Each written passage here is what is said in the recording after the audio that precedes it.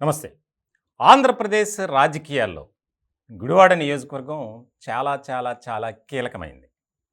ఈ నియోజకవర్గంలో 4 సార్లు తిరుగులేని విజయాన్ని నమోదు చేశారు సిట్టింగ్ ఎమ్మెల్యేగా ఉన్నటువంటి కొడాలి నాని. ఐదోసారి ఎలా అయినా విజయం సాధించి రికార్డు క్రియేట్ చేయాలని కొడాలి నాని ఆలోచన చేస్తున్నారు.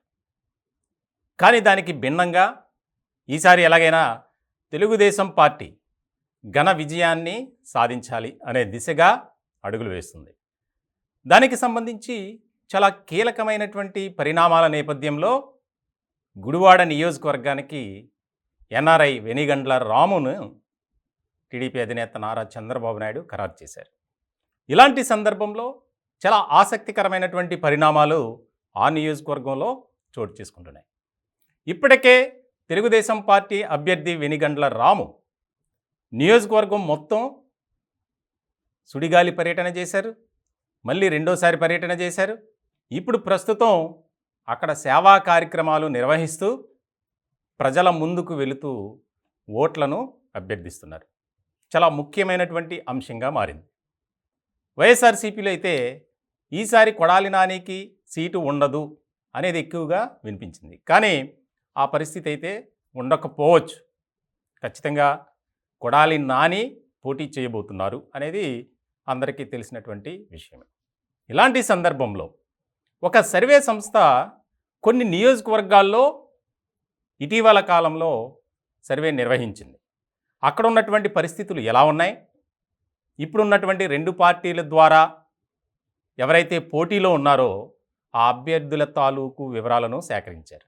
ముఖ్యంగా ఓటర్ల అభిప్రాయాలను సేకరించింది. ఇలాంటి క్రమంలో కొడాలి నాని పట్ల 89% ఓటర్లు అసంతృప్తితో వ్యతిరేకతతో ఉన్నారు. పార్టీ పట్ల అభిమానం ఉంది, కానీ అక్కడ స్థానికంగా ఉన్నటువంటి నాయకుడిగా కొడాలి నానిని యాక్సెప్ట్ చేయట్లేదు.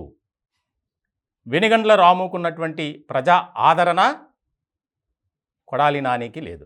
వాస్తవానికి 2004, 2009 ఆ 2 పర్యాయాలు తెలుగుదేశం పార్టీ తరపున పోటీ చేసి కొడాలి నాని విజయం సాధించారు. అలాగే 2014, 2019 ఈ 2 ఎన్నికల్లో వైఎస్ఆర్సీపీ తరపున పోటీ చేశారు. వాస్తవానికి ఆ నియోజకవర్గంలో ఇప్పటివరకు 18 సార్లు ఎన్నికలు జరగ్గా 8 సార్లు టీడీపీ అభ్యర్థులే గెలిచారు. ఇలాంటి సందర్భంలో గుడివాడ అడ్డా కొడాలి నాని అడ్డా అనేటట్లు మారింది. కానీ దాన్ని మాత్రం మేము చేంజ్ చేస్తాం అంటున్నారు వెనిగండ్ల రాము. చాలా కీలకంగా మారినటువంటి నియోజకవర్గం గుడివాడ.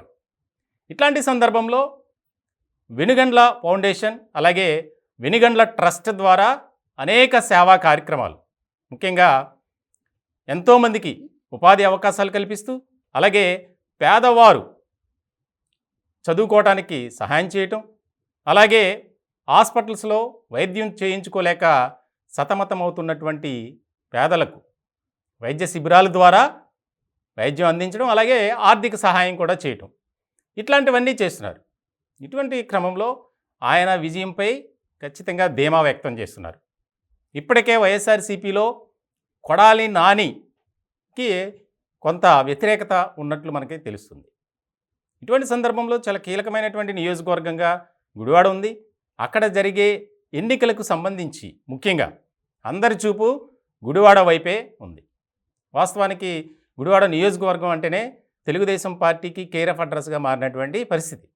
ఇలాంటి నేపథ్యంలో కొడాలి నానిని యాక్సెప్ట్ చేయట్లా, కానీ వైఎస్ఆర్సీపీని మాత్రం ఆదరిస్తున్నారు. అక్కడ ఎక్కువగా అన్ని సామాజిక వర్గాలకు సంబంధించినటువంటి ఓటర్లు ఎక్కువ ఉన్నారు. ఇట్లాంటి క్రమంలో వెనిగండ్ల రాము దళిత సామాజిక వర్గానికి సంబంధించిన మహిళను వివాహం చేసుకోవడం, అలాగే ఎన్ఆర్ఐగా మంచి పేరు ప్రఖ్యాతలు సంపాదించడం, సేవా కార్యక్రమాల ద్వారా ప్రజల్లోకి మరింతగా వెళ్ళటం, ప్రజలతో మమేకమై ప్రజల చెంతనే ఉంటూ ఆయన ఇప్పటికే ప్రజా ఆదరణ కూడగట్టుకున్నారు. ఇటువంటి క్రమంలో ఖచ్చితంగా 15,000 ఓట్ల మెజారిటీ వెనిగండ్ల రాముకు వస్తుందని చెప్పి అక్కడ ఉన్నటువంటి ఓటర్లు ఒక సర్వే సంస్థ నిర్వహించిన దాంట్లో ఇచ్చినటువంటి పరిస్థితి. ముఖ్యంగా కొడాలి నానికి కొన్ని ప్రతికూల అంశాలు ఉన్నాయి. అవేంటంటే ఆయన మాట్లాడే భాష, అలాగే ఇటీవల కాలంలో జరిగినటువంటి ఇష్యూస్లో బడుగు బలహీన వర్గాలకు సంబంధించినటువంటి వారికి అన్యాయం చేశారని చెప్పి వారికి న్యాయం చేయకపోగా వారి పట్ల అనుచితమైనటువంటి వ్యాఖ్యలు చేశారు అని దుమారం రేగింది. ఇటువంటి క్రమంలో ఆ సామాజిక వర్గాలకు సంబంధించినటువంటి ఓట్ బ్యాంక్ అంతా తెలుగుదేశం పార్టీకి ట్రాన్స్ఫర్ అవుతుంది అనేది ఎక్కువగా ప్రచారం జరుగుతుంది. మొత్తానికి ఆయన ఆల్రెడీ ప్రకటన చేశారు, 2024 ఎన్నికలే నాకు ఆఖరివి, నేను ఇక రాజకీయాలకు గుడ్ బై చెప్పబోతున్నాను అనేది. కానీ 2024తోనే ఆయనకు బ్రేక్ వేస్తామంటున్నారు తెలుగుదేశం పార్టీ నాయకులు.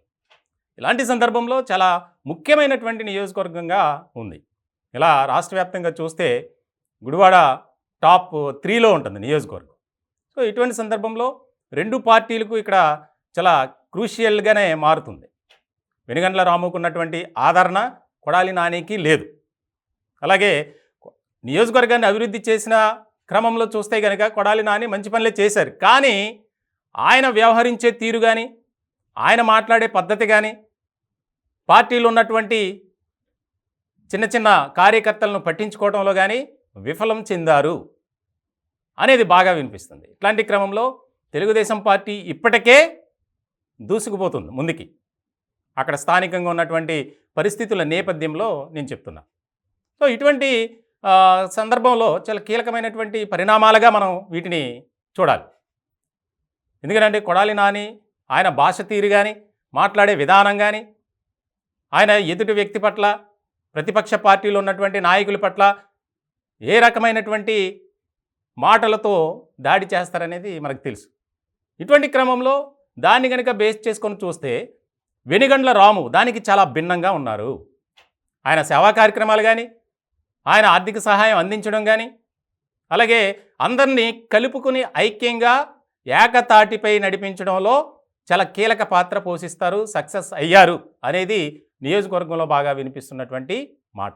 సో ఇలాంటి సందర్భంలో ఖచ్చితంగా గుడివాడ నియోజకవర్గంలో తెలుగుదేశం పార్టీ అభ్యర్థి వెనుగండ్ల రాము ఘన విజయం సాధిస్తారనేది అక్కడ వినిపిస్తున్నటువంటి మాట.